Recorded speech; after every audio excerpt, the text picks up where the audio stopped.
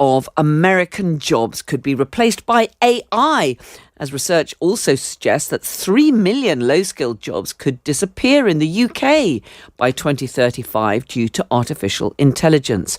Well, the risks that AI poses to employment is part of the focus of our discussion tonight. We're also going to look at the possibilities that it could have some benefits across the board as well. Let's talk to Callum Chase, Chief Marketing Officer of Conscium and an AI specialist. Hello, Callum. Hi, Carol. How are you doing? Yes, very well indeed. Thank you. Good to have you with us. And Mantas Mashaker, a researcher at the Centre for AI Safety. Hello, Mantas. Hi, how are you doing? Yeah, very well. Thank you both so much for joining us. Callum, let me just ask you first of all, I mean, I'm looking at a report out from McKinsey's that actually says that you could have 40% of American jobs could be replaced by artificial intelligence and a whole load more could actually be done by robots. I mean, do you think they're right about the way that new technology is going to be replacing humans? Well, AI, large language models and other later forms of AI will automate jobs, no question about it. I think it's important to know the time frame. If you're talking about over the next 2 to 3 years, then there will be a lot of automation, but there will almost certainly be other jobs created, and jobs which have been partly automated will evolve. If you talk about a longer term, then I think we need to take very seriously the possibility that all jobs will be automated and there will be no jobs for humans. But that's quite a way away. And when I say quite a way away, I mean, could be 5 years, could be 20 years. So a while to go then, Callum, before you get a robot or an AI, I'm not quite sure what you would call it, doing a Times radio show. I think so. But I think we're all going to work with machines, both software bots and also physical robots, as you say.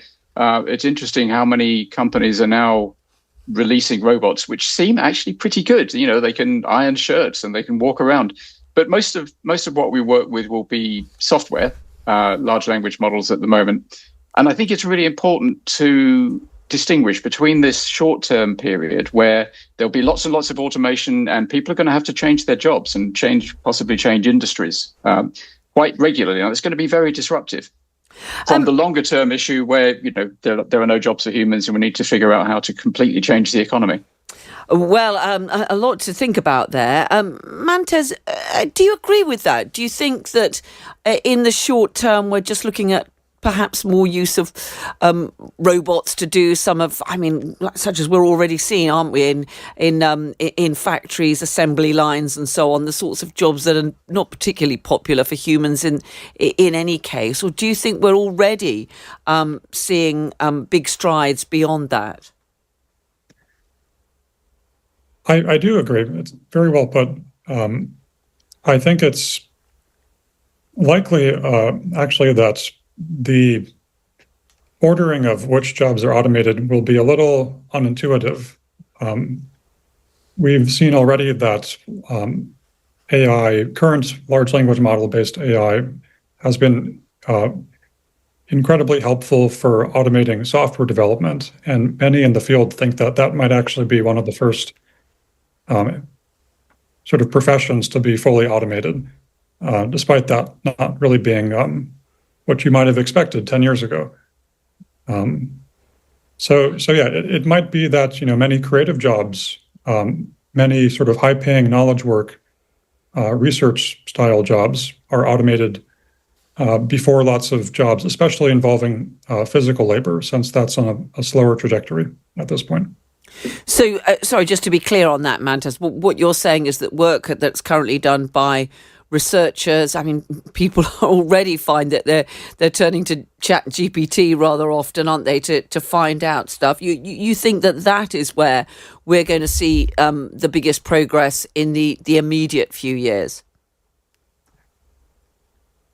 Yeah, I think it's what's happened over the past few years is that we've gotten systems that have made incredible strides on certain core cognitive abilities that humans have. like sort of short-term memory, like sort of abstract reasoning and mathematical ability. But other things like sort of visual abilities, things that are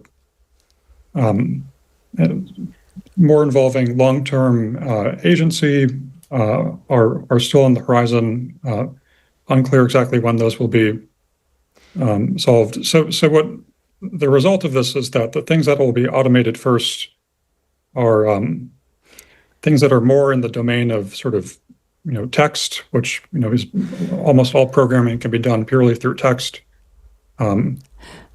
Okay, well, let me bring in Callum on this, because I mean, this report also suggests that when you look at some of the caring professions, nursing and so on, social care, those are the areas where we're likely to need more humans, or humans for a bit longer at least, although we're already seeing, aren't we, some kind of use of new technology in things like making sure people take their medicines at the right time and so on. Indeed. Mantas made a very important point that the order in which jobs get automated has turned out to be very counterintuitive. A few years ago, everybody said, it'll be repetitive blue-collar jobs which get automated first. And then along came large language models, and it turns out it's actually repetitive white-collar jobs that get automated first. And that led to the excellent joke that the machines are colorblind and they'll automate both white and blue-collar jobs. But going forward, it's a fool's game, really, try to figure out which jobs are going to be automated in what order. Caring jobs like nursing and doctors, it turns out that robots, software and physical robots can do those jobs quite well. In Japan, where they've got a very advanced, they're very advanced with the aging of society. They've got a grey society. They don't have much immigration, so they've got labour shortage. Lots of elder people are looked after by machines, and they quite like it. And I think that might be partly because you can tell the machine the same joke 100 times a day, and it really doesn't care. It's fascinating. I'm looking at some research into how AI will affect the workforce in the UK. I mean, there are similarities. This research carried out by the National Foundation for Educational Research says that trades, machine operators and administrative roles are most at risk to AI. But it also, interestingly enough, the British government lists management consultants, psychologists and legal professionals amongst the occupations most exposed to AI. Mantaj, are you surprised at that? It's not that surprising. I think certainly many people in the younger generations turn to AIs for advice in interpersonal situations, and just for conversational partners. And so I suppose it's just another step from there to get an AI psychologist. Yeah, at the end of the day, there are some jobs which you might call nostalgic jobs that we value having humans performing the job as part of the job itself. Like, say, like classical, like live music performances. But for many jobs, including possibly nursing, consumers, people might actually just prefer to pay a lower price for a robot that can do the same physical work with the same dexterity as trained human nurses. And unfortunately, that's kind of the situation that we seem to be headed for, and we don't really have a plan. Callum, I mean, do you think governments and for that matter, companies, industries, are they sufficiently geared up to the changes that are coming, do you think? Not remotely. I mean, some companies are moving quickly, but most are not moving very fast, and almost no governments around the world are facing up to the gravity of the situation at all.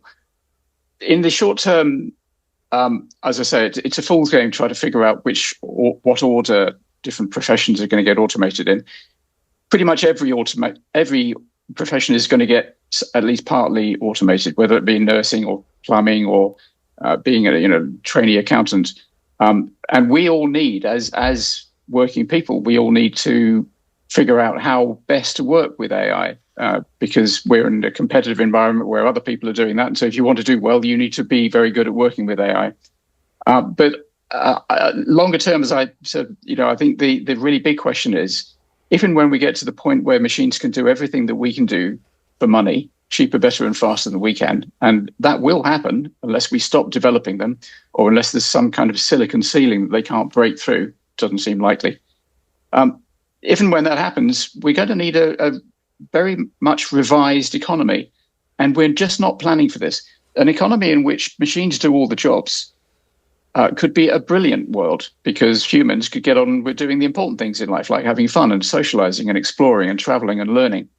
But the big difficulty is how you get enough resources to everybody, how you put food on everybody's table, how you give everybody clothes and heating.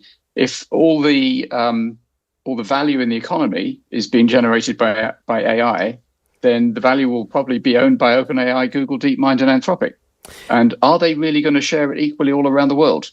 We're going to need some very serious encouragement and incentives to get them to do that. Mantash, just finally, I mean, should we perhaps all be learning how to program AI models, or is it beyond that? Is it too late even to start learning that?